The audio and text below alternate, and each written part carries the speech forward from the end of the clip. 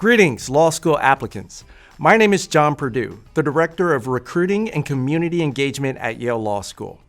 I'm going to spend a few minutes talking about an often overlooked but extremely important component of your YLS application, the activities questions. First things first, while we expect significant duplication between your resume and the activities questions are very different from a resume in how we ask you to list your activities, the types of activities you might include, and how you describe those activities. Make sure you read the instructions carefully in order to optimize this section. It is an excellent opportunity for you to help us gain a deeper appreciation of your values, challenges you may have overcome, interests, as well as your unique undergraduate and, if applicable, postgraduate journeys. There are two activities questions: college activities and post-college activities.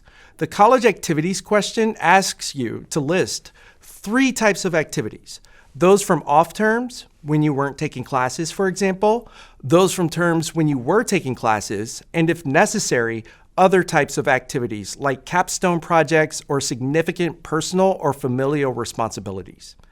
In all cases, you should provide a brief description of the activity, approximate start and end dates, estimated hours per week committed, and whether or not the activity was paid or unpaid.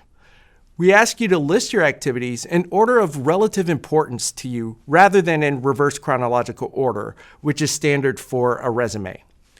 Your response to this question should be 1 to 2 pages total, and it is important to present your responses in a structured manner, such as a bulleted list or chart. Remember, the more detailed the information, the more helpful it is to have a structured response. If any of your activities overlap your on and off terms, list them in each applicable section. A final tip is to make sure your college activity section sets out what you did each summer term in college, even if you were on a study abroad program or taking classes. This helps us avoid flipping back and forth between your transcript and this section. The post-college activities question should only be completed if it has been more than 3 months since you attended college, and should contain a brief description of the activity or activities, the approximate start date and end date, your estimated time commitment, and whether the activity was paid or unpaid. Remember that this question is not optional if more than 3 months have passed since you graduated. If you have more than one activity, then you should present your response in a structured manner, like a list or a chart. Also, unless you have extensive postgraduate or professional experience, your response to this question should be no more than 1 page. Some final tips. Rather than simply cutting and pasting from your resume, focus on presenting your responses in a way that is truly responsive to the questions.